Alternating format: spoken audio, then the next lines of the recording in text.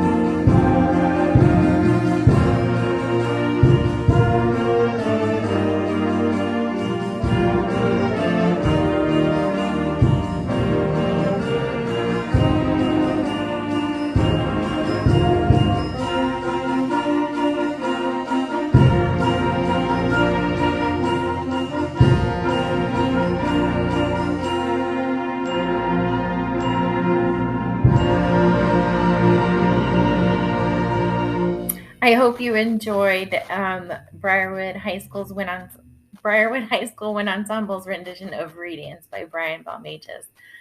As I reflect on this course, I am very sad to see it come to an end. And truthfully, I can't say that about many courses. Usually it's a relief to be moving forward and checking boxes.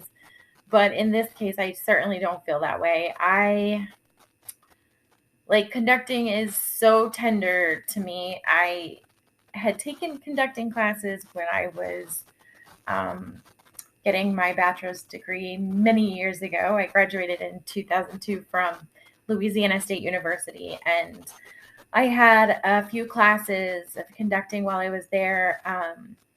I attended a lot of summer camps growing up on how to conduct. I had lots of opportunities at church to conduct. I auditioned to be the drum major every year in high school, every year in college. That wasn't something that I was ever afforded, but it was something I tried and had a great passion for. I've taught my children to conduct. In fact, my daughter, who's a senior, is the drum major of her high school. So we have had a lot of wonderful memories built in our family for many years around the joy of music and specifically conducting instrumental ensembles. That being said, I was nervous to take this class because there's just so many talented people. We all come from different backgrounds. And because I've been an elementary school music teacher, my opportunities to conduct have been few and far between. Most of what I do is general music education. in the past, I have worked at schools where we did do performances, so I got to conduct those, and that was always really joyful and putting together those performances. But it was almost never instrumental, and I certainly went about choosing pieces in a very different way. Um, and it wasn't a high school wind ensemble. So this class gave me the opportunity to really stretch myself. I was a band director years ago, like almost 20 years ago, in Utah, in another state, and I was an elementary school band director. So I did get a chance at that time for a couple of years to conduct on the elementary level, but it was very just beginners. It was very basic and introductory, which was wonderful, and I loved it. But again, different than conducting a high school wind ensemble where you have highly skilled musicians, many of whom are probably just as talented as I am in many respects, if not more so. So I was nervous, and middle school and high school conducting is something I haven't done a lot of. I spent most of my time in elementary classrooms. So I was nervous, and I was far removed from many of my um, very structured conducting classes. So this was so good for me, and it was a chance to be brave and to do something that I have a great passion for, and just let go of whatever insecurities I have and go do it. And the high school band director was kind enough to welcome me into his room on many occasions. And my principal was kind enough to allow professional leave for the situation. I just was so grateful across all fronts. And it was just such a joy. It was such a joy. Now, moving into technique, I would say that I've learned a lot. One of the things that I've learned is that I sway quite a bit. And I've always known that my conducting was large, and just, I spent so much time learning how to be a drum major, and I've always had to kind of reel that in and create room for all of the other styles of music. Um, and so I knew that was going to be a challenge. And the high school band director that I worked with, he is a very minimalistic conductor. And I knew he wasn't a fan of anything over the top. So I went in knowing that my style was probably not going to be his favorite. He was very kind, and he actually didn't offer me many critiques, just offered me the space to um, kindly work with his students. But I know him well, and I know that what I do isn't how he does things, and that's okay. And so I wanted to try to incorporate a little bit more of his style. So I worked really hard on minimizing my patterns and keeping them a little bit more succinct. And something he taught me and all the students while I was working with him was, the smaller your pattern, the more likely your students are to watch you, because they have to, because they need to see that tiny pattern. And in many cases, it made him have so much more control, and the musicians to be so much more aware of him and each other. So I learned to control that, the size of my pattern. I learned to control my swaying.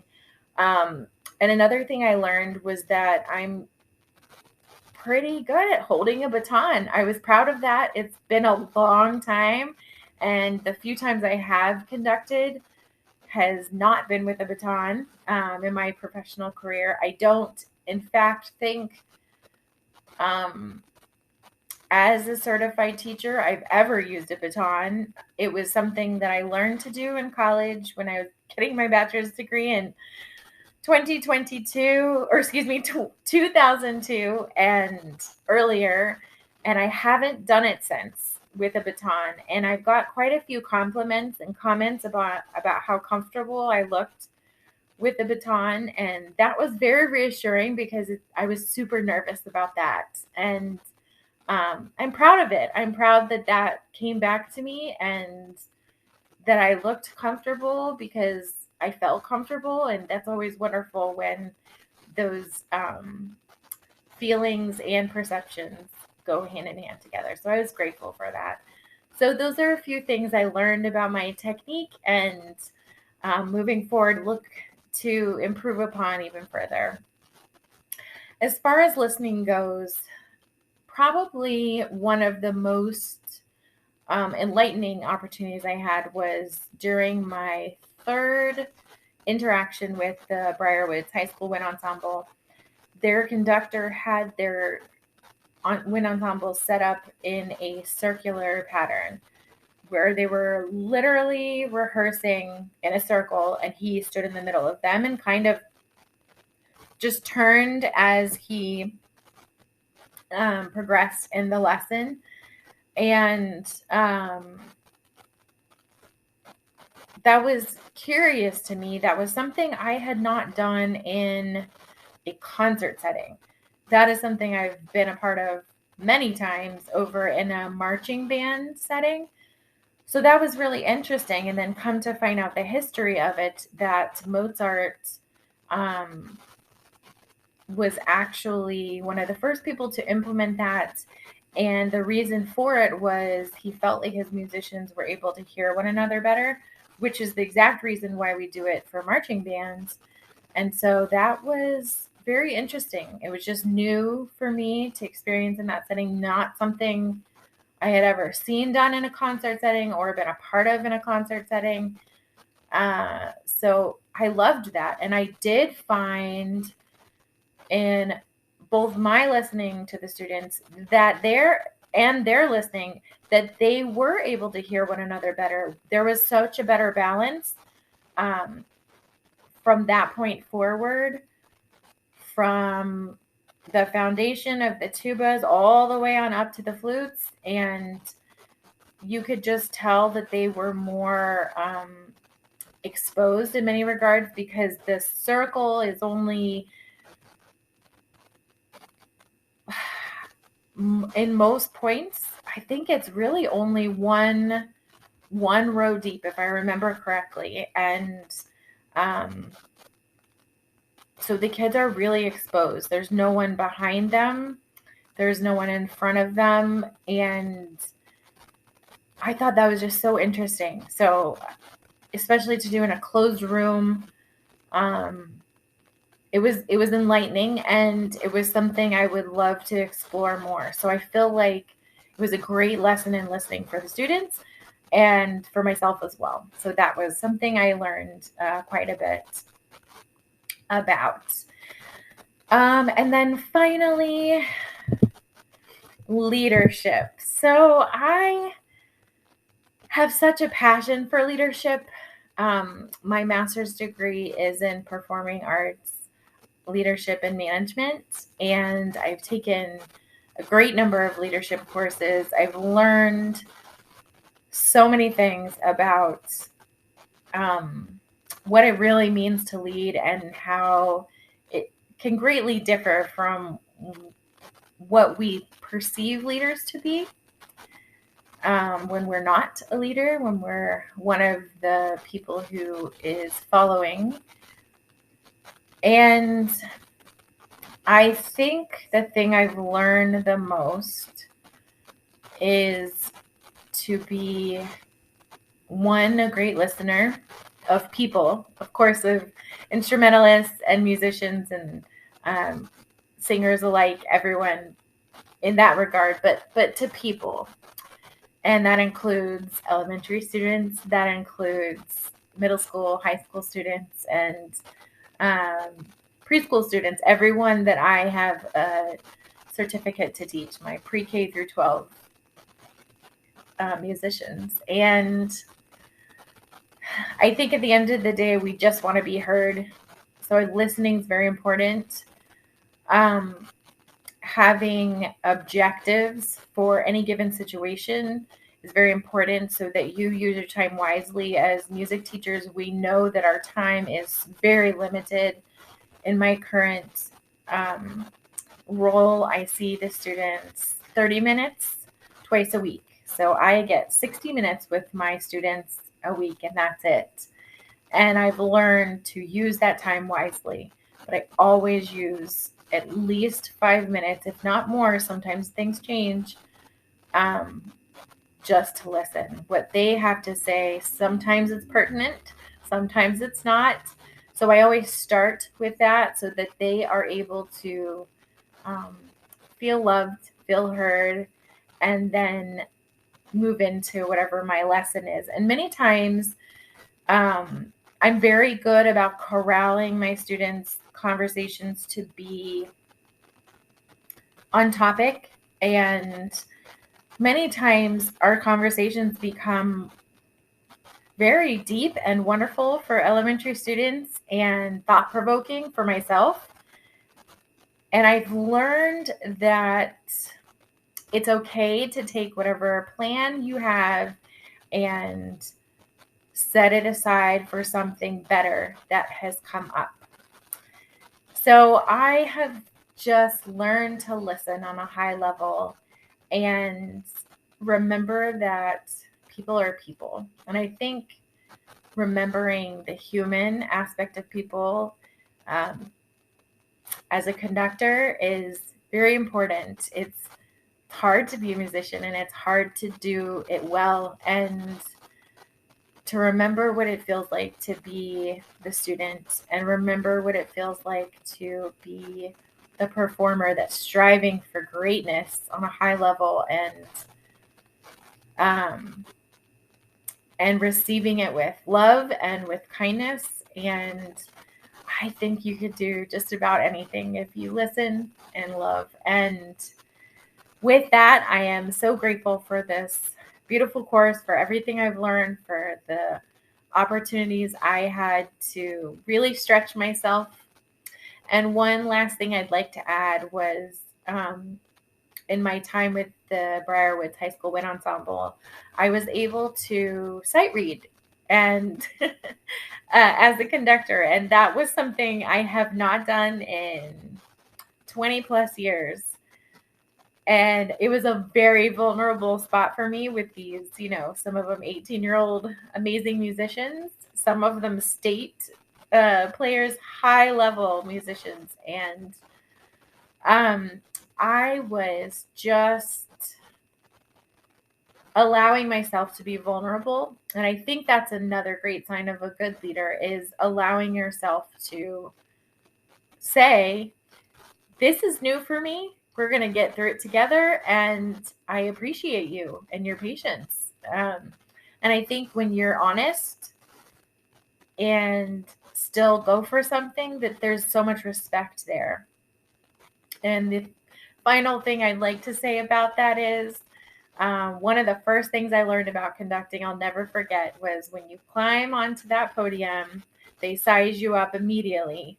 And you need to be prepared for that and have a very clear course of action and a very distinct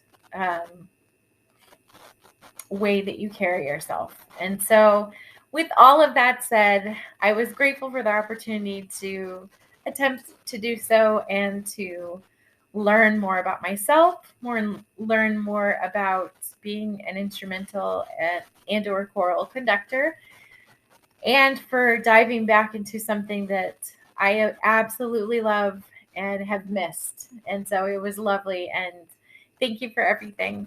Have a wonderful and beautiful Christmas. Bye-bye.